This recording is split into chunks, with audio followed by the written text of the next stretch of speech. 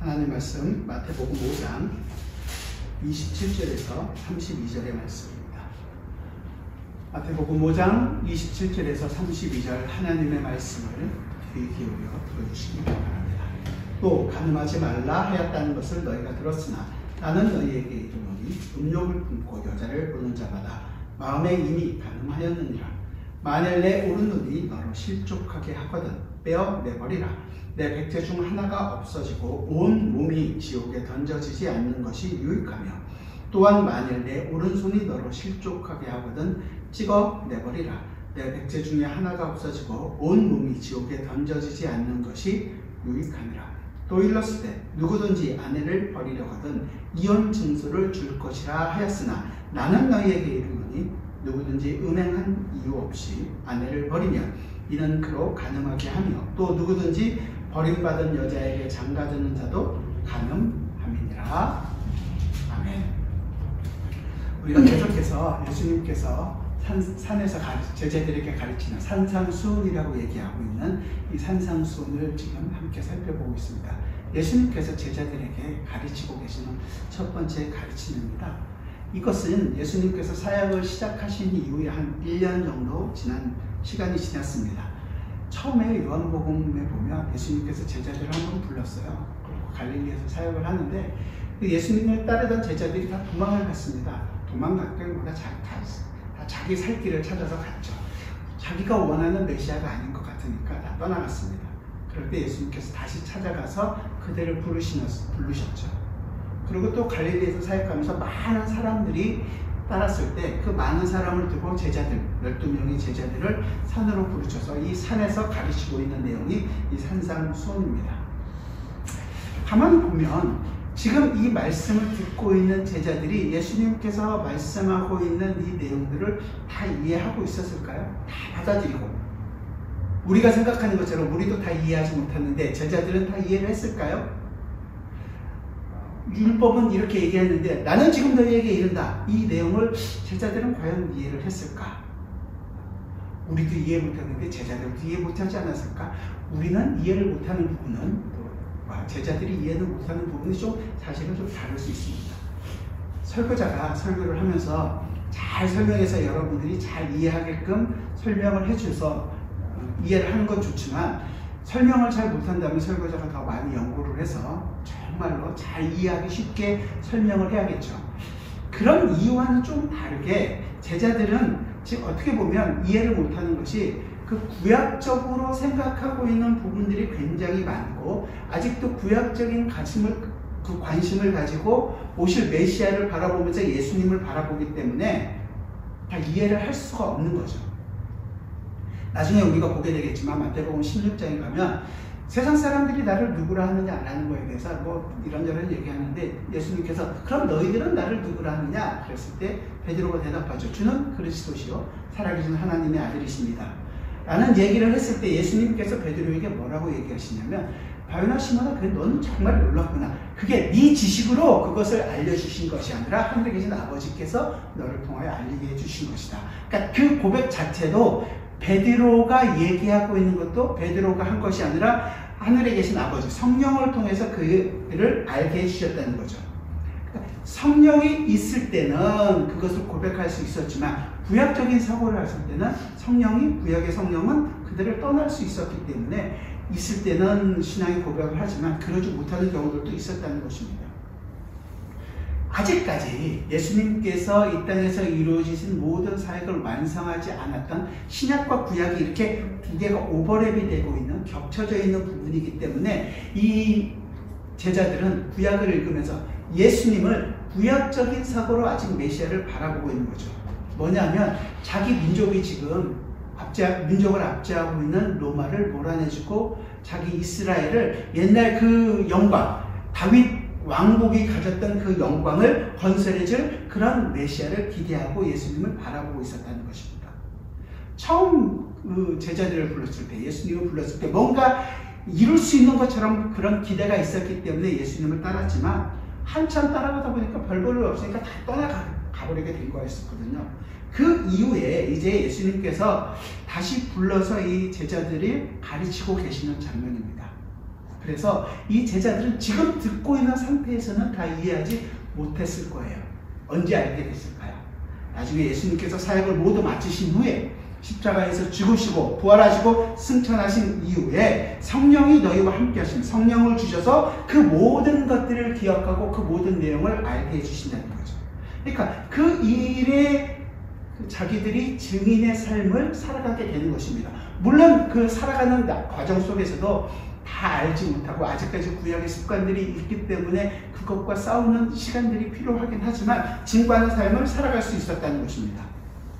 그러니까 지금 당장 제자들은 어떻게 보면 온전히 다 알고 받아들일 수 있는 것이 아니었습니다. 알게 된 것은 오순절 성령이 오셔서 그들과 함께 하신 이후에 예수님의 가르치심을 온전히 이해하고 이제 그 율법과 복음이 어떤 기능을 하고 있는지를 알고 율법의 완성인 예수 그리스도를 통하여만이 가능하다는 것을 알고 그것을 증언하는 삶을 살아가고 있는 것입니다. 그러니까 성령 하나님이 아니고서는 어쩌면 부분적으로 온전치 못한 것을 알게 될 뿐이죠. 우리도 역시 마찬가지입니다. 우리도 이 땅에서 이것을 읽으면 5장부터 7장까지 내용을 읽으면 도덕적으로 얼마나 깨끗한 삶을 살아야 하는지 3과 5는 다 아시잖아요. 국민학교 때 바른 생활 다 배워서, 초등학교죠. 다 배워서 어떻게 살아야 하는지는 분명히 알고 있습니다. 그래야지 괜찮고 성인 분자의 삶을 살아간다는 것을 압니다. 하지만 그게 전부가 아니라 성령 하나님께서 우리에게 이것을 알려주실 때 조명하셔야지만이 가능하다는 거죠. 그래서 내가 내 지식으로 이해할 수 있는 것이 아니라 나는 온전히 죄인이고 죽은 자라는 것을 알고 예수 그리스도께서 십자가로 말미암아 우리에게 새로운 생명을 주었다라는 것을 성령 하나님이 우리에게서 깨우치게 했을 때, 그러니까 성령이 일하심으로 말미암아 우리가 알게 되는 거예요. 우리가 그것을 성령이 일하시는 것을 거부하게 되면, 다른 말로 성령을 회방한다, 이렇게, 그러니까 성령을 회방하는 거에 대해서는 사실 못 받는다, 이렇게 얘기하지만 간단하게 설명을 하면 그런 거랑 비슷하다는 것입니다. 그래서 이 성령 하나님께서 우리 안에서 우리가 죄인이라는 것을 깨닫게 하고 예수 그리스도가 우리를 위하여 죽으시고 부활하신 그 모든 내용을 알게 하시고, 그렇게 우리가 생명을 가진 자로 지금 이 자리에 나와서 예배하고 하나님의 말씀을 듣고 그 예수 그리스도 때문에 새로운 생명을 가진 자로서 살아가고 있다는 것을 고백하고 그 예수 그리스도를 증거하는 증인의 삶을 우리도 살아가게 되는 것이죠. 그리고 그 예수 그리스도로 말미암아 주어진 하늘의 기쁨을 더 알아가는 것만큼 내 삶도 과거의 내 삶이 아니라 바뀌어가고 변화되는 것만큼 하나님의 나라의 그 풍성한 것을 경험하고 우리 속에서는 성령의 열매들이 맺혀간다는 것을 알게 되는 것입니다. 그래서 예수 그리스도로 인해서 내가 참 기쁨과 감사가 넘친다라는 것을 고백하게 되는 거죠. 지난주에 우리가 함께 계속 읽었던 욥기의 내용도 그런 내용입니다. 그저 욥기가 고난 후에 오는 영광이 아니라 그 모든 상황 속에서도 하나님께서 하나님의 그 일을 이루어 가시고 하나님의 주권과 일하심을 인정하고 오직 하나님만을 바라보면서 기뻐하고 즐거워하는 그 영광 돌리는 인생을 살아가야 한다는 것을 보여주는 것입니다. 그러니까 우리도 성령 하나님의 도우심을 항상 구하고 성령 하나님께서 우리에게 하나님의 말씀을 통하여 예수 그리스도를 밝히 알 수 있게 해달라고 구하면서 성경을 부지런히 묵상하고 하나님의 은혜를 풍성하게 경험하게 되는 그 삶을 살아가야 하는 것입니다. 지금 우리가 보고 있는 이 산상수훈의 이 부분, 이 율법과 복음에 대한 6가지를 가지고 대조법을 통해서 예수님께서 원하시는 더 나은 의에 대해서 우리가 지금 배우고 있죠. 지난주에는 부활에 대한 내용 설명했고 2주 전에 살인하지 말라는 말씀을 통해서 예수님께서 말씀하고 있는 더 나은 의가 어떤 것인지에 대해서 함께 살펴봤습니다. 주님은 형제에게 분노하거나 살인하는 것, 분노하는 것 자체가 나가라고 얘기하는 그 나쁜 말을 하는 것 자체가 살인하는 것이고 또 그렇게 된다면 심판을 받고 지옥불에 들어가야 한다고 얘기했습니다. 그것이 아니라 더 나은 의라는 것이 나 자신이 죽어지는 삶을 살아가는 것이고 그것을 통해서 다른 사람을 살리는 일을 해야 한다는 것을 말씀을 드렸습니다. 오늘은 이제 세 번째 대조법은 간음하지 말라와 이혼에 대한 말씀을 통해서 주님이 얘기하고 있는 이 더 나은 의에 대해서 한번 살펴보려고 합니다. 두 가지가 모두가 가정에 대한 관련된 내용이기 때문에 우리가 지금 함께 살펴보려고 합니다. 가정은 보면 한 사회의 근간이고 뿌리가 됩니다. 그렇죠? 그래서 이 가정이 무너지면 사회와 국가에 심각한 폐해를 가져다 준다고들 많이들 이야기합니다. 물론 오늘날은 예전과는 좀 가정의 의미들이 많이 달라진 것이 사실이기도 합니다. 기독교 신앙으로는 도저히 받아들일 수 없는 일이지만 동성끼리 가정이라고 맞춰서 살아가는 경우도 있고, 무엇보다도 결혼이라는 제도 자체를 싫어하는 사람들이 많이 생겼습니다.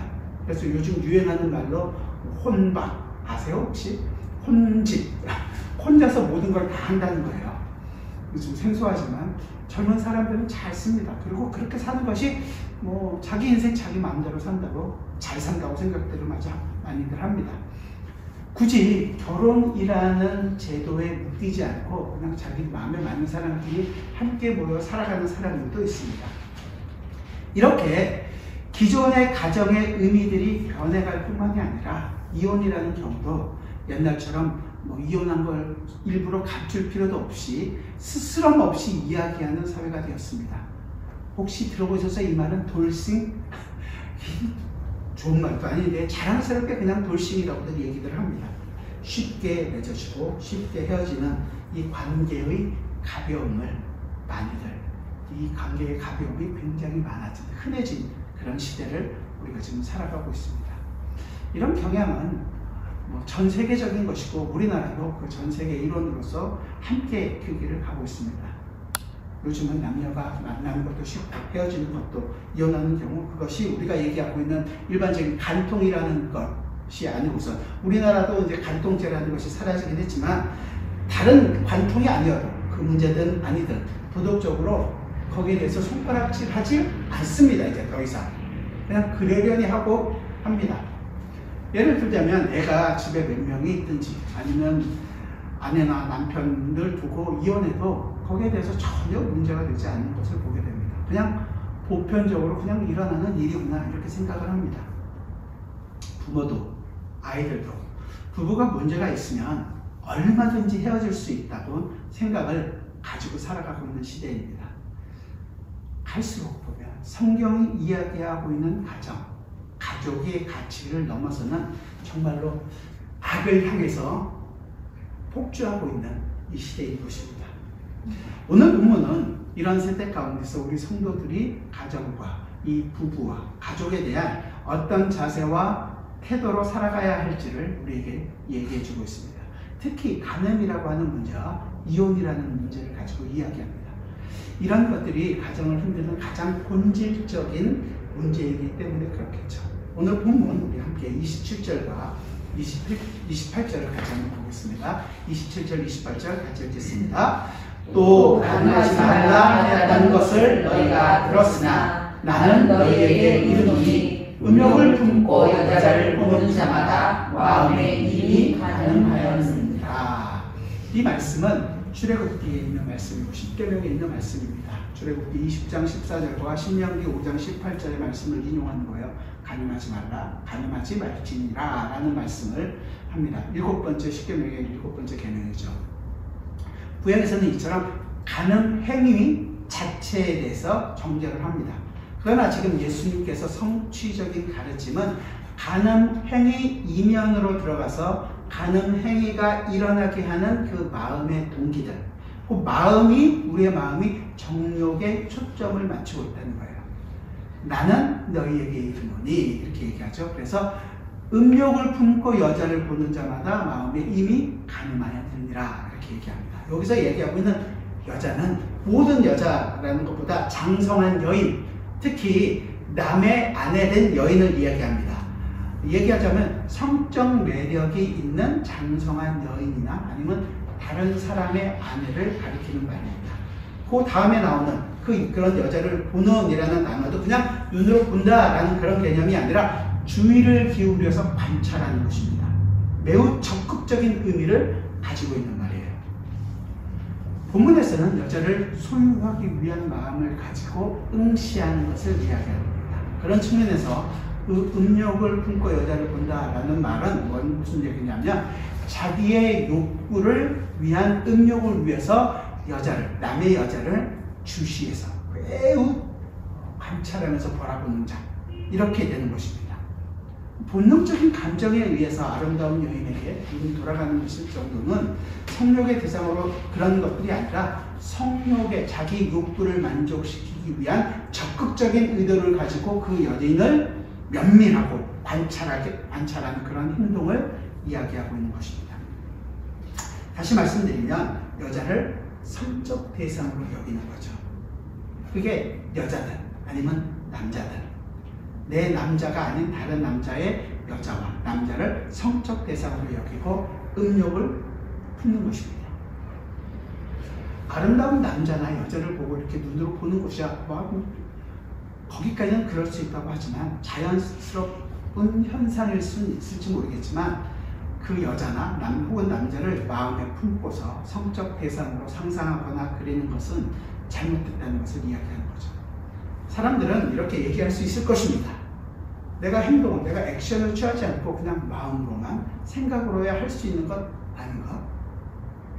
이렇게 말할 수 있겠지만 주님은 그 마음에 품은 것, 음욕을 품은 것, 바로 그것이 마음에 가늠한 것이라고 분명히 얘기하는 것이고 이것이 하나님의 계명을 어기는 것이라고 얘기하는 것입니다.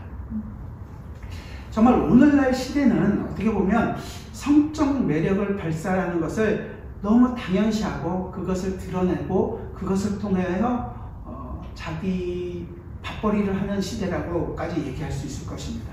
한마디로 얘기하면 정말 음란한 시대를 우리가 살아가고 있습니다.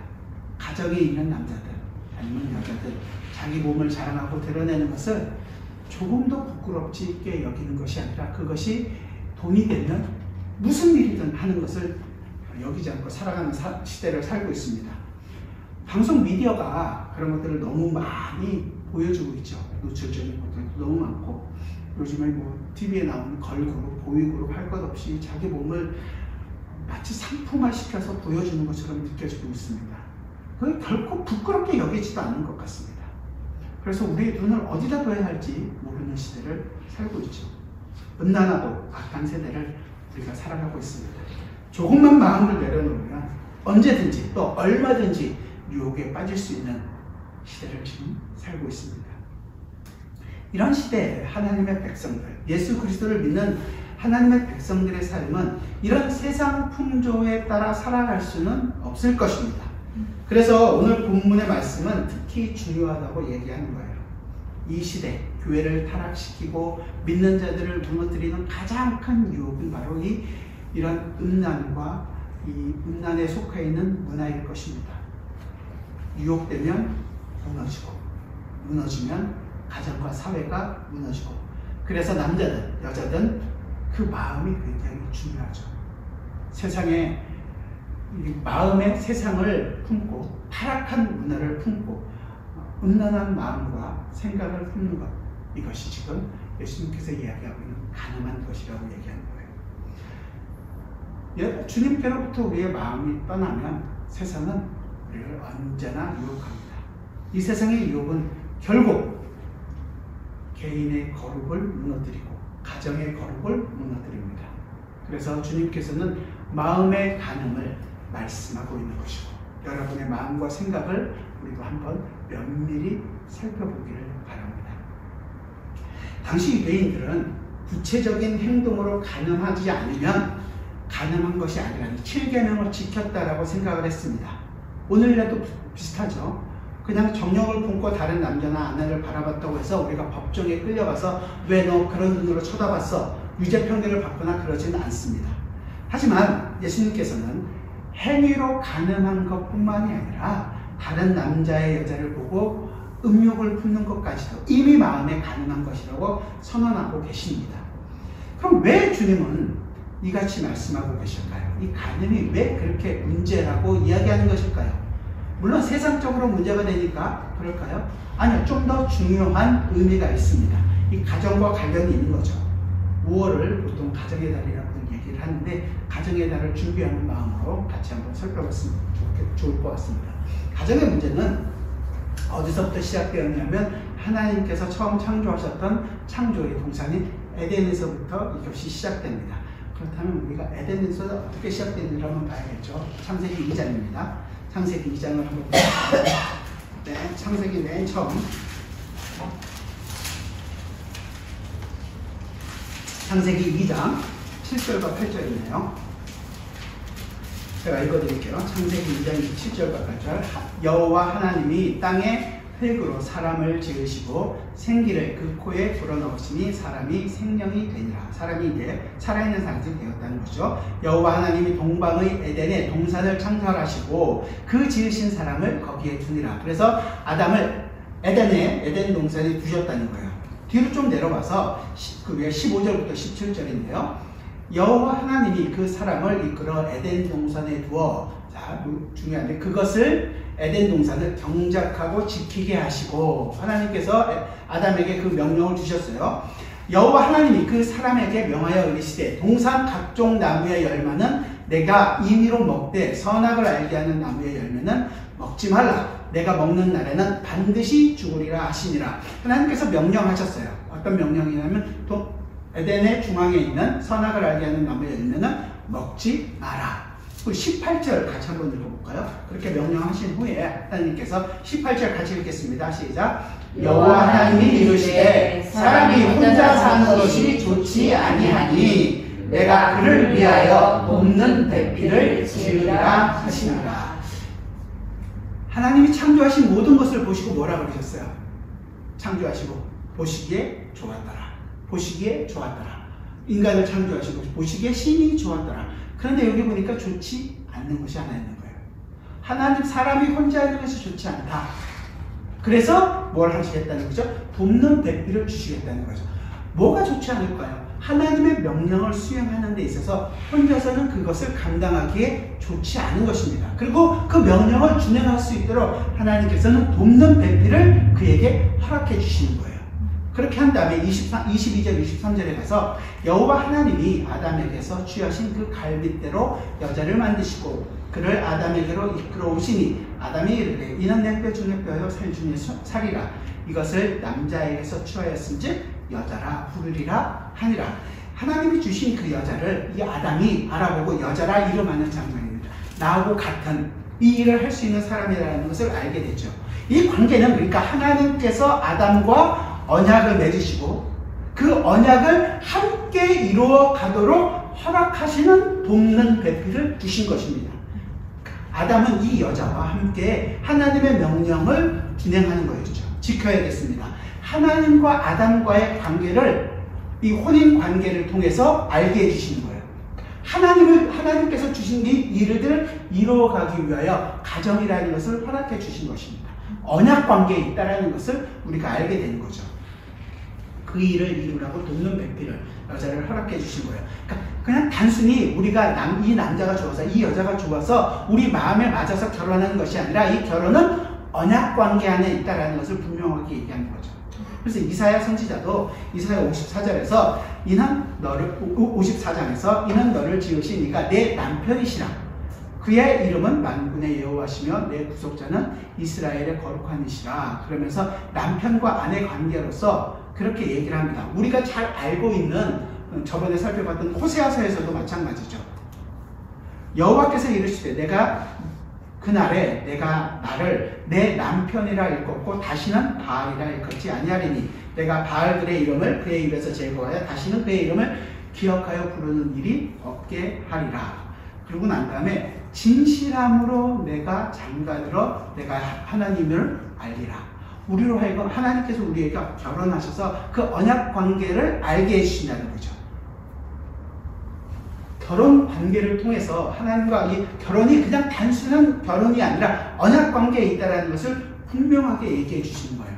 하나님께서 이 창조하신 후에 피조물 중에서 하나님의 형상인 인간과 완전한 하나님께서 누리고 싶은 그 영광 가운데 누리기를, 온전한 관계를 누리시기를 원하셨어요. 그 일은 어떻게 하는 거냐면 하나님의 말씀에 온전히 순종하는 일을 통해서 가능한 것이었습니다. 동산에 있는 선악을 알게 하는 나무의 열매를 맺지 않는 것도 있지만 하나님께서 땅에 충만하고 번성하라는 명령도 있었고 에덴 동산을 경작하고 지키라는 명령들도 있었거든요. 그 일들을 이루어 나가기 위해서 돕는 배필인 여자를 허락하여 주신 거죠. 하지만 어떻게 했어요? 우리 인간이 실패했습니다. 그 실패에도 불구하고 하나님은 하나님의 그 약속을 하나님 편에서 결단코 바꾸거나 뭐 다 새롭게 하는 것이 아니라 하나님 스스로 이루어 가신다는 것이 이스라엘 전체의 역사이고 성경의 역사입니다. 그래서 예수 그리스도를 보내시고 예수 그리스도께서 이 땅에 오셔서 그 모든 일을 완성하셨다는 거죠. 그 완성을 우리가 뭐 다 보면 좋겠지만 그 완성의 의미를 보여주는 구절이 어디냐? 에베소서 5장입니다. 에베소서 5장을 한번 같이 보겠습니다. 신약성경 316페이지 에베소서 5장.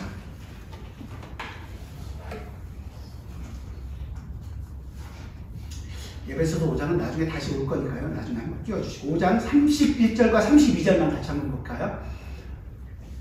에베소서 5장 31절과 32절 같이 한번 읽겠습니다. 시작. 이 비밀이 네, 32절과 33절입니다. 32절과 33절 시작. 이 비밀이 크도다. 나는 그리스도와 교회에 대하여 말하노라. 그러나 너희도 각각 자기 아내 사랑하기를 자신같이 하고 아내도 자기 남편을 존경하라. 예수님께서 완성하셨다는 것을, 이 비밀이 크도다, 숨겨놓지 않고 예수님께서 다 이루어졌던 거예요. 다 알게 했으니까 이제 너희로 하여금 알게 해라. 그게 뭐냐면 예수 그리스도와 교회의 관계를 통해서 알게 해주신다는 것입니다. 처음에 하나님과 아담이 관계가 뭐냐면 삼위 하나님과의 그 영원한 관계를 가지고 아담 스스로 할 수 없다는 것을 알기 때문에 아담과 하와를 통해서 그 일을 이루어가도록 허락하셨는데 그것을 실패했음에도 불구하고 실패했어요. 그럼에도 불구하고 하나님께서는 그 약속을 예수 그리스도를 보내시고 그것을 통해서 교회를 통하여 이제 하나가 되게 하신다는 것을 알게 하시는 것입니다. 좀 전에 읽지는 않았지만 부모를 떠나 그 아내와 연합하여 둘이 한 몸이 육체가 될 거지. 그러니까 예수님께서 아버지인 하나님을 떠나서 이 땅에 오신 것을 통해서 그래서 우리를 하나님의 신부로 삼아주시는 것과 연관이 있는 거죠. 그러니까 예수님께서 이 땅에 오셔서 우리와 연합하는 것으로 이 혼인의 완전한 것을 보여주셨다는 것을 에베소서, 이 바울은 에베소서 교회에 보여주고 있는 것입니까? 보여주고 있는 것이죠. 그러니까 이 내용을 전혀 이해하지 못하니까 간음이라는 현상만, 내가 간음을 하지 않았다는 것만 가지고 나는 지켰다라고 생각을 하는 것이죠. 그게 아니라 간음 자체가 가지고 있는 우리 마음속에 있는 문제가 어떤 것인지를 분명하게 알아야 되는 거예요. 우리 마음이 하나님과의 언약 관계를 이미 깨졌어요. 그 깨진 상태에서 예수 그리스도가 오셔서 이 모든 것들을 이루지 않으면 해결될 수 없다는 것을 아는 것입니다. 그러니까 간음이라는 행동이 아니라 우리 마음속에 있는 죄라는 것을 에베소서 5장이니까 조금 앞에 가시면 5절에서 이렇게 얘기하거든요. 너희도 정녕 이것을 알거니와 음행하는 자나 더러운 자나 탐하는 자 곧 우상 숭배자는 다 그리스도와 하나님의 나라에서 기업을 얻지 못하느니라. 그러니까 우상 숭배라는 것이 이 앞에 나오는 음행, 더러운, 탐하는 것 모든 것들이 다 뭐하는 거예요? 우상을 숭배하는 것과 같은 것입니다. 그래서 하나님의 나라를 기업을 받지 못한다고 얘기하는 거예요. 골로새서에서는 땅의 지체를 죽이라 곧 음란과 부정과 사욕과 악한 정욕과 탐심이 탐심은 우상숭배니라. 그래서 탐심만이 우상숭배가 아니라 그 전에 나오는 음란도 우상숭배고 이 모든 것들이 다 우상숭배라는 것을 우리가 알게 됐습니다. 이 간음이 그냥 이것 간음이라는 행위 자체만이 있는 것이 아니라 우상을 숭배하고 있는 내용이라는 것을 우리가 알게 되는 거죠. 나 자신의 만족과 나 자신의 기쁨을 위해서 끊임없이 나의 길을 달려가는 자라는 것을 우리는 알게 되는 것입니다. 이건 정말 무서운 일이죠. 그러면서도 우리는 그 길을 달려가고 있으면서도 그 행위를 하지 않았다고 해서 나는 괜찮다고 생각하고 있다는 것은 정말로 무서운 것입니다. 자, 이제 간음이 우상숭배라는 사실을 알게 되었다면 이것이 그저 행위가 아닌 우리의 마음의 문제라는 것을 함께 알게 되는 것입니다. 그것을 어떻게 해결할 수 있을까요? 우리 속에 우리의 이 심히 부패하고 마음이 예수 그리스도가 필요하다는 것을 우리는 알게 되는 거죠. 우리 속에서 할 할 수 없다는 것을 아는 거예요. 그래서 예수 그리스도께서 이 땅에 오신 것입니다. 이제 우리는 이 말씀에서 예수님께서 율법을 성취하신 결과, 예수님 이 땅에 오셔서 그 모든 것을 이루셨잖아요. 그 결과로 제자들에게 요구하고 있는 더 나은 의는 구약의 율법에서 요구하는 의보다 훨씬 수준이 높다는 것을 알게 됩니다. 구약은 행위만을 나타내지만 이 외적 기준에 의한 구약이 아니라 하나님을 기쁘시게 해드리는 것을 그때까지 나가야 한다는 거예요. 왜냐하면 우리의 마음으로 무슨 짓을 하든 구약에서는 율법을 외형적으로 지키기만 하면 됐지만 이제는 구약에서는 얘기했던 그 마음속에 있는 음란한 생각이라 할지라도 행위로만 나타나지 않으면 괜찮았잖아요. 하지만 이제는 진짜로 우리 모든 것을 들여서 하나님을 기쁘시게 하는 자리로 나가야 된다는 것입니다. 그러기 위해서는 이 예수 그리스도께서 이 모든 일을 이루셨다는 내용을 반드시 알아야 되는 거죠. 지금 예수님께서 원하시는 더 나은 의는 그 행위를 하게 하는 마음의 근원까지 우리를 깨끗하게 하시겠다는 것이거든요. 우리의 마음이 심히 부패했으니까 그 부패한 마음을 새롭게 하시겠다는 것입니다. 그래서 우리로 하여금 새 마음을 가지고 예수 그리스도의 마음을 가지고 이 땅에 살아갈 수 있게 해주시겠다는 것이거든요. 그러면서 주님은 그 이후에 굉장히 심각한 말씀을, 이렇게 굉장히 부담되는 말씀을 우리에게 하십니다. 29절과 30절입니다. 본문 29절과 30절 우리 같이 한번 읽어볼까요? 같이 읽죠. 시작. 만일 내 오른눈이 너로 실족하게 하거든 떼어내버리라. 내 백체 중 하나가 없어지고 온몸이 지옥에 던져지지 않는 것이 유익하며 또한 만일 내 오른손이 너로 실족하게 하거든 찍어내버리라. 내 백체 중 하나가 없어지고 온몸이 지옥에 던져지지 않는 것이 유익하니라. 무섭지 않으세요? 우리 중에 여기서 눈 하나라도 팔 하나라도 다리 하나라도 없는 사람 그것만 없어지겠습니까? 성한 곳이 하나라도 있고 여기 앉아있을 사람이 있겠습니까? 우리가 음란한 마음으로 그런 눈으로 상대를 바라볼 때가 어디 한두 번이 없습니까? 우리의 손은 얼마나 많은 나쁜 짓을 하고 살았습니까? 우리의 다리는요? 그렇다면 주님의 명령하신 문자적으로 지켜야 한다면 다 잘라지고 온전한 사람은 아무도 없을 것입니다. 그래서 바울이 고백하는 것처럼 오호라 나는 곤고한 사람이로다. 이 사망의 몸에서 누가 나를 건져내랴. 우리가 아무리 눈을 보고 뽑고 손을 자른다고 할지라도 마음속에 솟아나는 이 음란한 생각들, 잘못된 죄를 향하는 나 자신만을 원하는 이 생각을 제거할 수는 없을 것입니다. 그러면 예수님께서 왜 이렇게까지 과장된 말씀을 쓰시면서 말씀을 하고 계실까요? 문자적으로 그것을 하라는 것이 아니라 지금 이 죄가 가지고 있는 심각성이 얼마나 큰지를 강조하고 계시는 말씀입니다. 곧 우리를 유혹하고 있는 이 유혹을 피하기 위해서는 정말로 힘든 결정적인 희생을 감수해야만 한다는 것을 이야기해 주고 계시는 거예요. 죄를 짓게 되는 그 모든 요소들을 정말 그런 잘라내는 그런 심정을 가지고 제거하라는 것입니다. 어떤 것이 나를 실족하게 하는가를 생각하고 실족하게 하고 있는 그 모든 관계를 철저하게 정리해 나가라는 얘기인 거예요. 그렇지 않으면 어떻게 된다고요? 지옥에 들어가게 되기 때문이라는 것이죠. 우리가 생명으로 가는 그 길은 좁은 길입니다. 좁은 길로 가는 것은 많은 사람들이 왜 너만 잘났냐 비난하고 희생하고 우리가 손해보는 길입니다. 그것을 감당해야 합니다. 그렇기 때문에 우리 아무리 관계가 중요하다고 해도 우리를 유혹에 빠지게 하는 것들, 그 모든 것들을 우리는 단절해야 됩니다. 그런 우리에게 희생이 필요합니다. 우리의 손해가 그것이 아플지라도 우리는 그 길을 가야 합니다. 이것은 우리의 노력과 우리의 힘과 우리의 의지대로 되는 것이 아니죠. 성령 하나님께서 우리로 하여금 그것을 잘라내게 하시는, 그리고 그것을 우리는 항상 구해야 하는 것입니다. 그래서 우리 신앙의 선배였던 존 우웬이라는 분, 청교도 중에 한 분이시지만 그분이 죄의 죽이기라는 책을 통해서 어떻게 죄와 싸워야 하는지를 우리에게 잘 얘기해 주십니다. 물론 그 내용이 굉장히 광대하고 굉장히 구체적이기 때문에 이 시간에 다 설명할 수는 없지만 이렇게 죄와 싸우는 일들을 하나님의 통치를 받고 살아가야 한다는 것을 우리에게 알려주십니다. 왜냐하면 내 의지로 될 수 없다는 것을 알기 때문입니다. 그래서 끊임없이 성령 하나님께서 우리에게 우리를 도우신다라는 것을 구해야 하는 것이고, 그 성령 하나님의 성품을 더듬기를 구해야 되는 것입니다. 그 삶을 살아가고 있을 때 알게 모르게 우리 속에서 성령의 열매가 맺혀지는 것도 보게 되겠죠. 하나님과의 관계를 회복한 하나님의 백성들은 이 성령 하나님께서 우리 속에서 일하고 계신다는 것을 경험하고 그 성령 하나님을 계속 간구해야 하는 것입니다. 그래서 예수 그리스도께서 우리를 위해서 이루신 일이 어떤 것이고 지금도 나를 위해서 간구하고 계시다는 것을 알기 때문에 이 죄에 되는 모든 요소들과 끊임없이 싸우고 끊임없이 거기서부터 돌이키고 끊임없이 내 손해와 내 아픔과 내가 좀 희생이 되는 부분이 있더라도 그것을 감수해야 한다는 것을 기억하고 이 길을 걸어가는 사람들이라는 것입니다.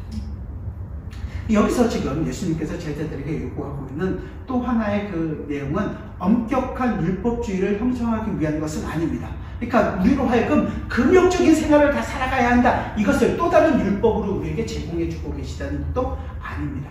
왜냐하면 이것을 오해하신 많은 분들이 나는 그런 삶을 살지 않겠다고 다짐하고 금욕적인 삶을 사는 것으로 그렇게 살아가는 것이 마치 옳은 것처럼 얘기하시는 분들이 많이 있었습니다. 또 다른 율법주의를 만들어내는 것입니다. 그래서 그렇게 하는 것들은 아니라 우리의 이 내적인 동기와 태도에만 관심이 있는 것이 아니라 앞으로 우리의 행동에서도 우리가 그것과 끊임없이 싸워가고 있다는 것을 우리의 삶 가운데서 보이면서 살아가는 것입니다.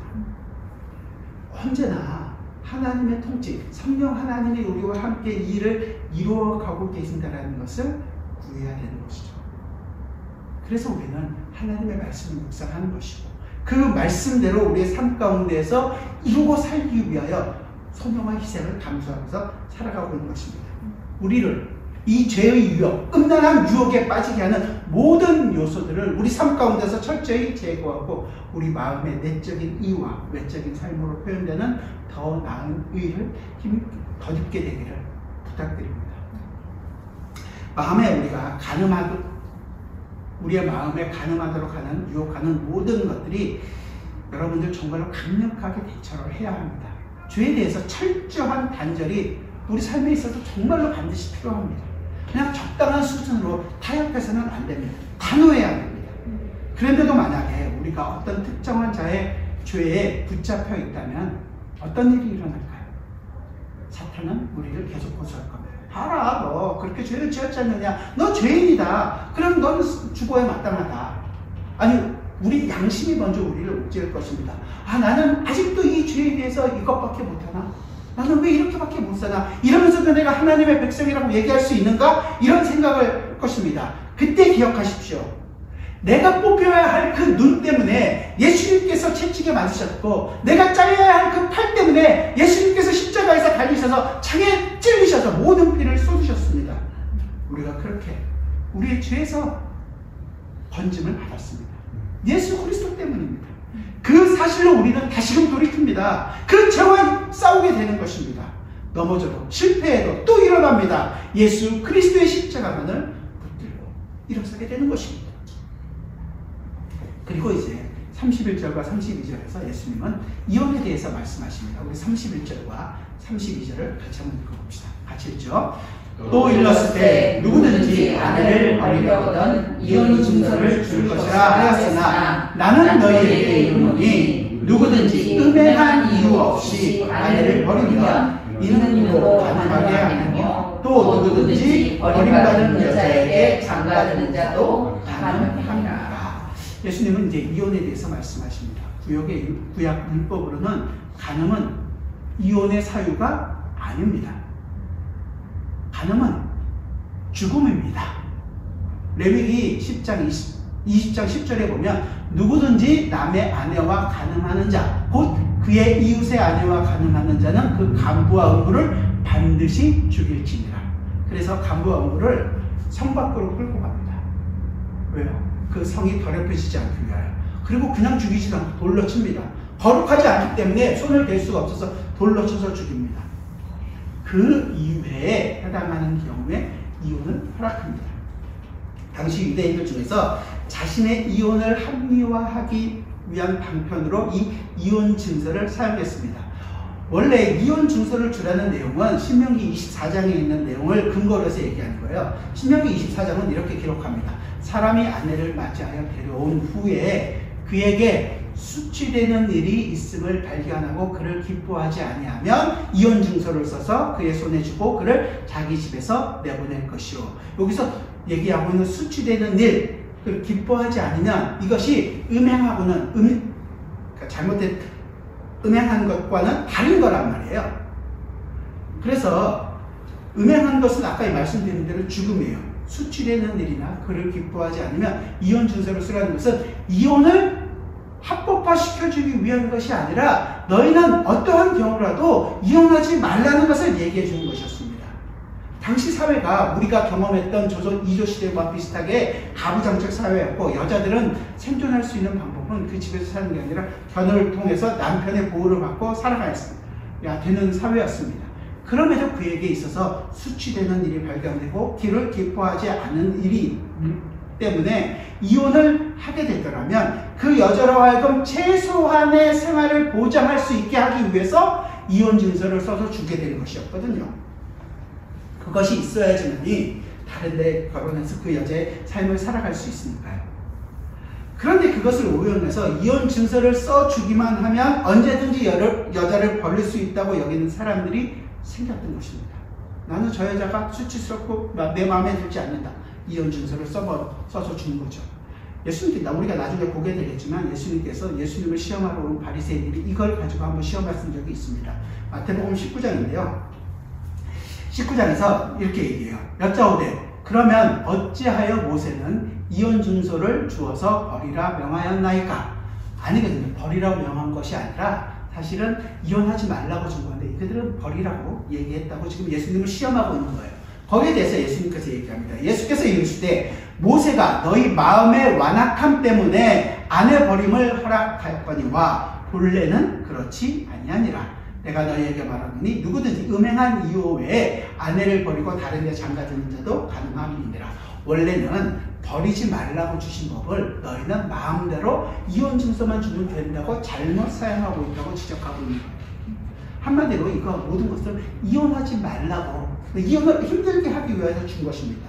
이혼 남발하지 말라는 것이었습니다. 어떤 사람은 이 이혼과 결혼을 수없이 반복하는 사람들 우리 주변에 가끔 있죠. 서로 성격이 맞지 않느니 살다 보니 서로 싫어졌다느니 갖가지 이유를 다 등으로 들어서 이혼을 합니다. 근데 그렇게 하지 말라는 거예요. 물론 정말로 이혼을 할 수밖에 없는 그런 형편, 그런 상황, 그런 사정이 있을 것입니다. 가정을 지키기 위해 꾸단히 애썼지만 도저히 더 이상은 안 될 때 정말로 어느 정도의 그런 상황과 형편이 있을 거라고 생각이 됩니다.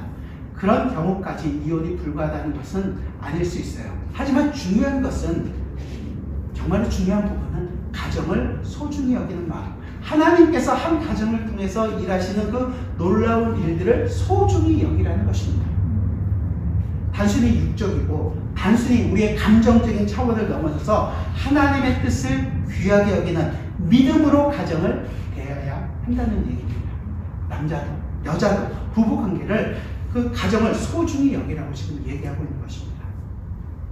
하나님께서는 이 결혼을 굉장히 소중히 여기셨어요. 말씀드린 것처럼 결혼은 언약관계를 통해서 우리에게 알려주고 있습니다. 단순히 남자와 여자가 둘이 좋아해서 결혼하는 것이 아니라 요즘은 너무 편의주의적으로 그냥 우리 마음만 맞으면 같이 결혼한다고 얘기합니다. 하지만 이것이 언약관계라는 거예요. 잠언 기자는 잠언에서 결혼은 언약관계라는 것을 통해서 젊은 시절 짝을 버리고 하나님의 언약을 잊어버렸다. 그러니까 짝을 버리는 것을 하나님의 언약관계를 버리는 것이라고, 언약관계라고 얘기하는 거예요. 그렇기 때문에 우리는 이 성도는 하나님의 뜻을 이루는 방편으로 이 결혼을 사용을 해야 하는 것입니다.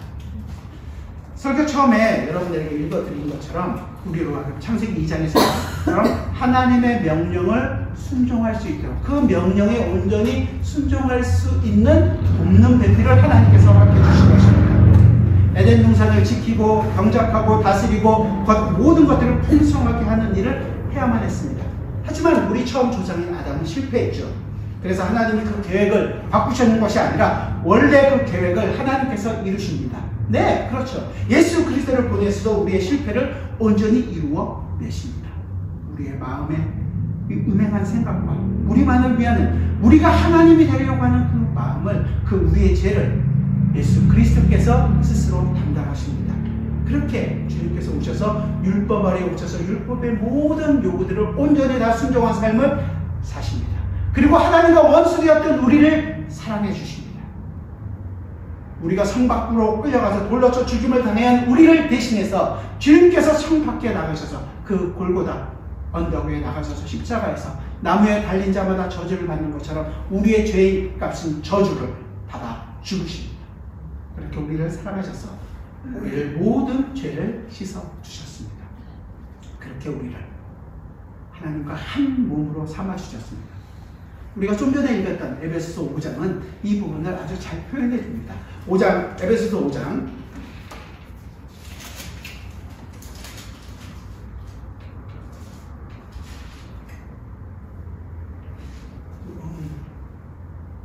21절부터 우리 31절까지 같이 천천히 같이 한 목소리로 읽어보겠습니다. 21장부터 31절까지입니다. 같이 읽겠습니다. 시작. 그리스도를 경외함으로 피차 복종하라. 아내들이여 자기 남편에게 복종하기를 주께 하듯하라. 이는 남편이 아내의 머리됨이 그리스도께서 교회의 머리됨과 같으니 그가 바로 몸의 주이시라. 그러므로 교회가 그리스도에게 하듯 아내들도 범사에 자기 남편에게 복종할지라. 남편과 아내 사랑하기를 그리스도께서 교회를 사랑하시고 그 교회를 위하여 자신을 주심같이 하라. 이는 곧 물로 씻어 말씀으로 깨끗하게 하사 거룩하게 하시고 자기 앞에 영광스러운 교회로 세우사 티나 주름 잡힌 것이나 이런 것들이 없이 거룩하고 흠이 없게 하려 하심이라. 이와 같이 남편들도 자기 아내를 자기 자신과 같이 할지니 자기 아내를 사랑하는 자는 자기를 사랑하는 것이다. 누구든지 언제나 자기 육체를 미워하지 않고 오직 양육하여 보호하기를 그리스도께서 교회에게 함과 같이 하나니 우리는 그 몸의 지체이니라. 그러므로 사람이 부모를 떠나 그의 아내와 하여 그 둘이 한 제자가 될지니. 예수 그리스도께서 우리에게 완전한 결혼의 모습을 보여주신 것입니다. 그래서 우리로 하여금 단장한 신부로 삼으셔서 우리를 예수 그리스도 안에 두시고 하나님께 우리를 신부로 이끌어 가시는 거예요.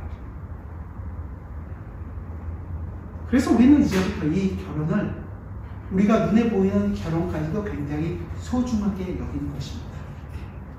하나님께서 우리를 죽음으로 갈라놓을 때까지 평생도록 지켜야 할 우리의 약속으로 받아들이고 그 안에서 하나님의 뜻을 이루도록 노력하면서 살아가는 것입니다.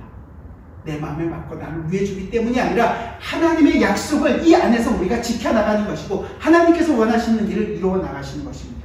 이 약속을 지키지 않는 것은 하나님과 사람 앞에서 거짓말을 한다는 그런 의미가 되는 것이죠. 그러니 이 약속을 여러분의 마음속에 묵으십시오. 어느 것이라도 이 약속을 깨트리지 않겠다고 여러분들 스스로 결단하십시오. 진실한 마음으로 여러분의 아내와 여러분의 남편을 지키고 하나님의 은혜로 사랑하고 소중히 여김으로써 이 언약을 강건하게 하십시오. 이 영원한 관계를 파괴하려는 어떤 시도를 다 끊어내십시오. 한순간의 쾌락을 위하여 영원한 것을 저버리는 어리석은 일을 하지 마시기 바랍니다. 그 일을 위해서 끊임없이 성령 하나님의 도우심을 구하시고 이 유혹과 시험을 이길 힘을 달라고 간구하시기 바랍니다. 그리고 그 하나님이 주신 가정 안에서 영원한 하나님의 나라를 경험하고 그리스도께서 우리를 위하여 그 교회를 위하여 죽으신 것 같이 아내를 위하여 또 남편을 위하여 자기 자신을 죽고 그 하나님이 주시는 놀라운 하나님과의 누리는 그 교제를 그 가정 안에서 누려가시는 저희 모두가 되기를 부탁드립니다. 기도하겠습니다.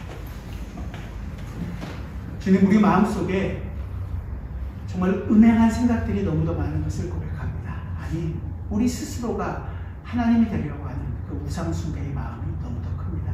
그때마다 주님 우리가 어떻게 구원을 받았는지, 그 죄를 위하여 예수 그리스도께서 왜 성문밖에 끌려가셔서 죽어야 하는지를 기억하게 하시고, 그 모든 일을 이루신 예수 그리스도 안에서 우리가 가장 아름답게 탄장한 신부로 하나님 앞에 우리가 나아가고 있다는 사실을 기억하며 저와 싸우길 원합니다.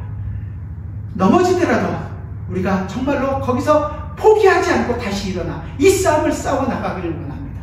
주님께서 우리를 거룩하게 하시는 그 거룩한 싸움을 평생도록 싸워 나가면서 우리 안에서 이루시는 그 성령 하나님의 도우심을 간구하며 나가는 저희 모두가 되게 하여 주옵소서. 세상의 유혹 앞에서 말씀으로 승리하는 그 기쁨을 우리 가정 안에서 누려가는 주님의 백성들이 되게 하여 주옵소서. 예수 그리스도의 이름으로 기도드리옵나이다.